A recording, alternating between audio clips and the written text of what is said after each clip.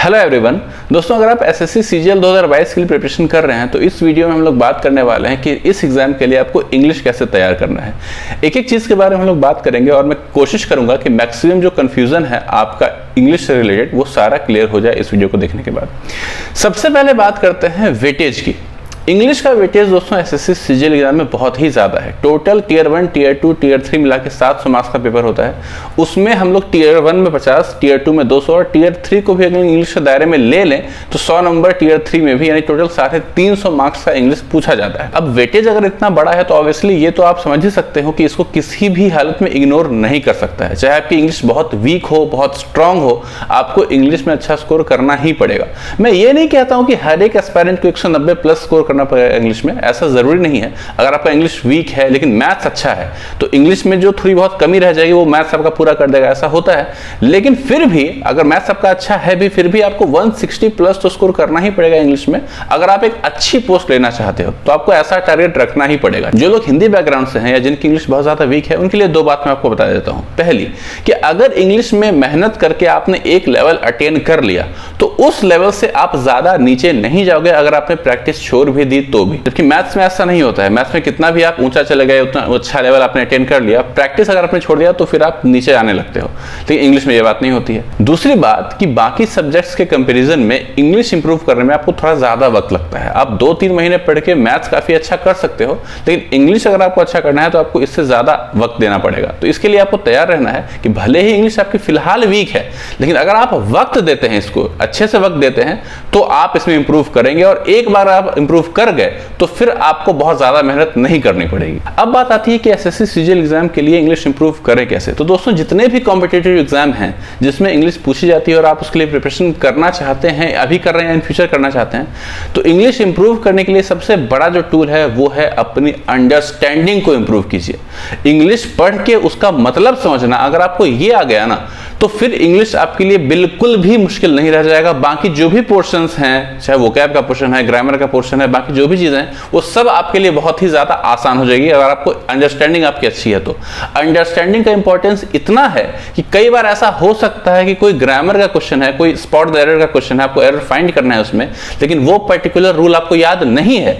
Understanding अगर आपकी बेहतर है तो अंडरस्टैंडिंग के बेसिस पे वो एरर का क्वेश्चन आप सॉल्व कर ले जाओगे, जबकि आपको उसका रूल नहीं पता था। तो अंडरस्टैंडिंग की ये इंपॉर्टेंस है। इसीलिए मेरा सजेशन आप सबको यही रहेगा कि अगर आपकी इंग्लिश वीक है और उसको आप इंप्रूव करना चाहते हैं तो आज से, अभी से, इसी वक्त से अपनी इंग्लिश के अंडरस्टैंडिंग को इंप्रूव करने की कोशिश में लग जाइए। लेकिन बहुत सारे लोग जो हिंदी बैकग्राउंड से आते हैं या जिनकी इंग्लिश बहुत वीक है, बहुत डरते हैं इंग्लिश से, वो क्या करते हैं, ग्रामर से शुरू करते हैं, ग्रामर के रूल्स रटना शुरू करते हैं कि ये रट लूंगा तो मेरा इंग्लिश इंप्रूव हो जाएगा। ऐसा बिल्कुल नहीं है। ये कंप्लीटली हम लोग एक गलत डायरेक्शन में एफर्ट कर रहे होते हैं। इस सोच को हमें बदलने की जरूरत है। अगर आपके पास सही अंडरस्टैंडिंग है इंग्लिश की, अगर आप पढ़ के समझ लेते हो अच्छे से इंग्लिश को, 70% पेपर आपका क्लियर है। बाकी 30% में आपका वोकैबुलरी और ग्रामर आता है। लेकिन हम लोग क्या करते हैं, सबसे ज्यादा वेटेज देते हैं ग्रामर को। दिन भर ग्रामर के रूल्स रटते रहेंगे, प्रैक्टिस करते रहेंगे, थोड़ा बहुत कहीं वोकैब पढ़ लिया, और अंडरस्टैंडिंग में हम लोग ध्यान देते ही नहीं है। ना ही हम लोग और ना ही हमारे महान टीचर्स जिनके बहुत सारे कोर्स चलते रहते हैं इंग्लिश के। मैक्सिमम इंग्लिश के कोर्स में आपको सिर्फ ग्रामर ही पढ़ाया जाता है या थोड़ा बहुत वोकैब पढ़ा देंगे। अंडरस्टैंडिंग की बात मैक्सिमम कोर्स में होती ही नहीं है। अब दोस्तों, ये तो काफी ऑब्वियस बात है ना कि जो बच्चा बचपन से इंग्लिश पढ़ता हुआ आ रहा है और आपने कभी बहुत अच्छे से इंग्लिश नहीं पढ़ी है, अब जाके आप शुरू करोगे पढ़ना तो उसकी इंग्लिश आपसे बेहतर होगी, इसमें कोई शक नहीं। उसका यहां है, आप यहां पे हो। लेकिन अगर आप ज्यादा एफर्ट करते हो, उसको शायद 1 से 2 घंटे पढ़ने की जरूरत है इंग्लिश, आप अगर 4 से 5 घंटे पढ़ते हो अपनी जरूरत के हिसाब से, तो आप इस गैप को काफी हद तक भर सकते हो। मैं ये नहीं कहता हूं कि बिल्कुल बराबर पहुंच जाओगे या आगे निकल जाओगे, लेकिन इस गैप को काफी हद तक कम कर सकते हो। उसके बाद मैथ्स आ जाता है। मैथ्स शायद उसका वीक होगा, क्योंकि इंग्लिश जिसका अच्छा होता है उसका मैथ्स थोड़ा सा वीक होता है, ऐसा अमूमन देखा जाता है। तो अगर उसका मैथ्स वीक है और आपका शायद मैथ्स स्ट्रांग हुआ तो वहां पे आप बढ़त ले जाओगे। तो ये कंपटीशन है। इंग्लिश थोड़ा बहुत आपका वीक भी रहा तो मैथ्स संभाल लेगा, मैथ्स थोड़ा सा वीक रहा तो इंग्लिश संभाल लेगा। तो इसीलिए ऐसा नहीं है कि किसी एक सब्जेक्ट में ही मार्क बढ़ाने के लिए आपको बिल्कुल उसको ईगो पे ले लेना है या बहुत ज्यादा एफर्ट करना है पागलों की तरह, ऐसा नहीं है। हमारा पर्पस यहाँ पे कंपटीशन क्रैक करना है, किसी सब्जेक्ट का मास्टर बनना नहीं है। एक बात मैं और बता दूं, जितना भी आप इंग्लिश पढ़ लें, चाहे ग्रामर पढ़ लें, चाहे अंडरस्टैंडिंग इंप्रूव कर लें या वोकैब पढ़ लें, आप पूरे इंग्लिश का 1 से 2% भी सही से नहीं जानते होंगे। अपनी प्रिपरेशन के बाद, अपने सिलेक्शन के बाद। तो इसलिए ज्ञाता बनने की बिल्कुल भी कोशिश नहीं करनी है। ज्ञान अर्जन के लिए बहुत सारा मटेरियल है, वो आप पढ़ते रहिएगा जॉब लेने के बाद। अभी हमारा पर्पस है जल्दी जल्दी एक जॉब लेना, और वो तब होगा जब मल्टीपल सब्जेक्ट्स के बीच में आप एक बैलेंस बना के तैयारी करेंगे, एक अच्छे स्ट्रेटेजी के साथ। एक अच्छी स्ट्रेटेजी इसी को कहते हैं कि आपके जो वीक पॉइंट्स है वो तो है, उस पर तो हम लोग काम कर ही रहे हैं, लेकिन आपके कुछ पॉजिटिव पॉइंट्स भी होंगे, स्ट्रॉन्ग पॉइंट्स भी होंगे। तो उन दोनों को अच्छे से मैनेज करते हुए हमें अपना सिलेक्शन लेना है और परफॉर्मेंस इंप्रूव करना है। इसी को कहते हैं एक अच्छी स्ट्रेटेजी। तो दोस्तों अब बात करते हैं उस चीज की जो कि आपका सबसे बड़ा औजार होगा इंग्लिश के लिए प्रिपरेशन करने में, और वो है आपके लिए ये इंग्लिश का प्रीवियस ईयर क्वेश्चन बैंक, किरण पब्लिकेशन का। ये एक बुक है प्रीवियस ईयर क्वेश्चन की, काफी मोटी बुक है। इसका लिंक मैं आपको नीचे दे दूंगा डिस्क्रिप्शन बॉक्स में, वहां जाके आप चेक कर सकते हैं। सारा प्रीवियस ईयर क्वेश्चन शुरुआत से लेकर आज तक एसएससी में जितने भी क्वेश्चन पूछे गए हैं अलग अलग एग्जाम्स में, सारा इसमें टाइप वाइज करके अरेंज है। लाइक स्पॉट द एरर के सारे क्वेश्चन एक जगह पे कंपाइल हैं, एंटोसाइनो के सारे क्वेश्चन एक जगह पे कंपाइल हैं, पैराजम्बल के सारे क्वेश्चन एक जगह पे कंपाइल्ड हैं, प्लस इसमें डिटेल सॉल्यूशन भी है जिससे भी आपको काफी ज्यादा हेल्प मिल जाएगी। अब देखिए ये इतनी मोटी बुक है, शायद देख के आप डर सकते हैं। मैं ये नहीं कहूंगी आप सारी बुक बहुत अच्छे से खत्म कीजिए, अगर करते हैं तो बहुत ही अच्छी बात है, लेकिन मैक्सिमम लोग शायद नहीं कर पाएंगे। तो उनके लिए मैं बता देता हूं कि दो पोर्शन, स्पॉट द एरर और वोकैब सेक्शन, लाइक एंटोसाइनोज पर्टिकुलरली, बाकी ओडब्ल्यूएस, ईडीएम्स ये सब भी इंपॉर्टेंट है। वोकैब सेक्शन और स्पॉट द एरर ये दोनों आपको जरूर कंप्लीट करना है अच्छे से मल्टीपल टाइम्स, इस बात का ध्यान रखिएगा। अब बात करते हैं वोकैब सेक्शन की, जो कि काफी सारे स्टूडेंट्स के लिए एक सिरदर्द रहता है कि इसको कैसे प्रिपेयर करें। तो सबसे पहले आपको वोकैब कैसे याद करना है ये समझना है। आपको बैठ के मगअप नहीं करना है, आप वर्ड्स को बस पढ़िए, वर्ड्स और उसकी मीनिंग को पढ़िए, हो सके तो उसका यूजेस देखिए, किसी सेंटेंस में वो कैसे यूज हो रहा है, बस देखते जाइए। मल्टीपल टाइम्स अगर आप देखोगे तो खुद वो चीज आपके दिमाग में फीड हो जाएगी, आपको तोते की तरह रटने की जरूरत नहीं है बिल्कुल भी, ठीक है। यहां मैं बता दूं कि वोकैब आपको किन किन सोर्स से याद करना है, ये मैं इसकी लिस्ट में आपको दे देता हूं। सबसे पहले मैंने आपको बताया कि इस बुक से तो क्या आपको सबसे पहले कंप्लीट करनी है, ये सबसे पहले प्रायोरिटी लिस्ट में सबसे नंबर 1 पे। उसके बाद ईडियम फ्रेजेस, खासतौर से ईडियम फ्रेजेस जो हैं वो आपको एमबी पब्लिकेशन की बुक से कवर कर लेने हैं अच्छे से। उसके बाद नीतू सिंह की जो बुक है उसके पीछे जो वोकैब दिए हुए हैं वो करना है। आफ्टर दैट एसपी बख्शी की बुक जो है ग्रामर की, उससे आपको करना है वोकैब।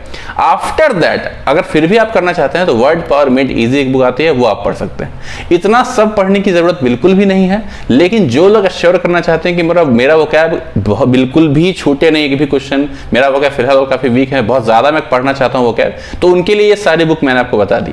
अपार्ट फ्रॉम दैट जो लोग लिमिट में पढ़ना चाहते हैं उनके लिए एक ये बुक और एमबी पब्लिकेशन की जो बुक मैंने आपको बताई, ये दोनों मच मोर देन सफिशिएंट है। इसके अलावा आप कुछ नहीं भी पढ़ते हैं फिर भी वोकैब में आप 90+ स्कोर करेंगे, इस बात की गारंटी है। वोकैब के बारे में एक बात तो जरूर कहूंगा कि वोकैब याद करना मामूली काम तो नहीं है, इजी काम तो बिल्कुल नहीं है। काफी इरिटेशन होती है, काफी मतलब झुंझलाहट होगी आपको याद करते हुए, भूलोगे, इरिटेशन होगी, फ्रस्ट्रेशन होगी, और ये हर कोई नहीं कर पाएगा, वही कर पाएगा जो चैंपियन है। तो आप चैंपियन हो कि नहीं, आप इसको करो कि नहीं, ये आपको डिसाइड करना है। अब दोस्तों बात करते हैं ग्रामर की। तो ग्रामर के लिए मुझे ज्यादा कुछ सजेस्ट करने की जरूरत नहीं है, ग्रामर आप लोग खुद काफी ज्यादा पढ़ते होंगे। रिसोर्सेज मैं आपको एक बार री-वेरीफाई करा देता हूं। ग्रामर के लिए सिर्फ आपको नीतू सिंह की केडी कैंपस वॉल्यूम 1 की जो बुक आती है, सिर्फ आपको वही पढ़ना है ग्रामर के लिए, ना एसपी बख्शी पढ़नी है ना ही कोई और बुक पढ़नी है। दोस्तों एसएससी का जो ग्रामर का सिलेबस वो इतना है, ठीक है, और नीतू मैम की जो बुक में ग्रामर दिया हुआ है वो इतना है, ठीक है, ताकि एसएससी का सब कुछ अच्छे से कवर हो जाए। एसपी बख्शी की जो बुक है उसमें इतना है, ठीक है। मैं ये नहीं कहता हूं कि उसको पढ़ने से आपको कोई नुकसान होगा, लेकिन आपका टाइम वेस्ट होगा। उतना मुश्किल ग्रामर एसएससी में बिल्कुल नहीं आ रहा है, इस बात का आपको ध्यान रखना। नीतू मैम की बुक में वही सब चीज है जो कि एग्जैक्टली एसएससी के एग्जाम्स में पूछा जाता है। इसीलिए एसएससी एग्जाम्स के लिए केडी कैंपस की नीतू मैम की बुक बाइबल है। लेकिन इसके अपार्ट फ्रॉम दैट आप कोई क्लास नोट्स रेफर कर सकते हैं, क्योंकि आपको अगर बेटर एक्सप्लेनेशन और चाहिए होगा तो मान लीजिए कोई चैप्टर लाइक एडजेक्टिव है, एडवर्ब है, इसको आप अच्छे से पढ़ना चाहते हैं तो किसी क्लास नोट्स का भी आप हेल्प लेके साथ में बुक्स और क्लास नोट की मदद से आप पढ़ सकते हैं। लेकिन कोई और बुक बिल्कुल भी रेफर मत कीजिएगा ग्रामर के लिए, इस बात को प्लीज याद रखिएगा। तो ये तो ग्रामेटिकल रूल्स की बात होगी। अब प्रैक्टिस के लिए कुछ नहीं, सिर्फ ये बुक है। इस बुक में सब कुछ है, प्रैक्टिस के लिए आपको मजा आ जाएगा इस बुक से प्रैक्टिस करते हुए। आपको कोई और बुक की तरफ नहीं देखना है अगर आप प्रैक्टिस करना चाहते हैं तो। अच्छा, बहुत लोग कंफ्यूज होते हैं किरण की बुक में और एमबी की पब्लिकेशन की बुक में। तो दोनों में एक बेसिक फर्क है। फर्क ये है कि एमबी की बुक जो है उसमें सेट वाइज दिया हुआ है, इसमें क्या हुआ कि टाइप वाइज क्वेश्चन कंपाइल किए हुए हैं। तो एक लाइन में आपको बताऊं कि अगर आप लर्निंग फेज में हैं, अभी आपकी इंग्लिश वीक है, आप सीख रहे हैं, तो आपके लिए ये बुक बहुत अच्छी है। लेकिन अगर आप इंग्लिश पढ़ चुके हैं, अब आपको सिर्फ प्रैक्टिस करने की जरूरत है, मॉक देने की जरूरत है, सेट देने की जरूरत है, तो फिर आप एमबी एप्लीकेशन की बुक को ज्यादा फॉलो कीजिए। लेकिन अगर आप लर्नर हैं, then this is the best for you. अब दोस्तों बात करते हैं कॉम्प्रिहेंशन सेक्शन, जिसमें कि अनसीन पैसेज, पैरा जंबल्ड और क्लोज टेस्ट आता है। तो इन तीनों के लिए दोस्तों आपका सब कुछ अच्छा होना जरूरी है। आपकी अंडरस्टैंडिंग बहुत अच्छी है तो आपका मैक्सिमम काम आसान हो जाता है। इसमें ग्रामर के रूल्स का भी इस्तेमाल आता है, वो भी आपका है, प्लस वोकैब जो आपने पढ़ा है उसका भी इस्तेमाल यहाँ आता है। यानी कि जो भी चीज आपने प्रिपेयर किया उन सबका यूज यहाँ पे आपका हो जाएगा। लेकिन ये तीनों सेक्शन जो हैं, जो कि रीडिंग सेक्शन के अंदर आते हैं, इन सब में मैक्सिमम गलतियां होती है एस्पिरेंट्स की, सबकी होती है, टॉपर्स की भी होती है, आपकी भी होगी। लेकिन ज्यादा से ज्यादा प्रैक्टिस करके आप इन गलतियों को मिनिमाइज कर सकते हैं। अब बात करते हैं न्यूज़पेपर रीडिंग के बारे में। बहुत लोग कहते हैं न्यूज़पेपर पढ़ते हैं, बहुत लोग कहते हैं नहीं पढ़ते हैं, बहुत लोग कहते हैं जरूरी है, बहुत लोग कहते हैं नहीं जरूरी है। तो देखिए, जरूरी नहीं कि आप न्यूज़पेपर ही रीड करें, कुछ भी रीड करना जरूरी है।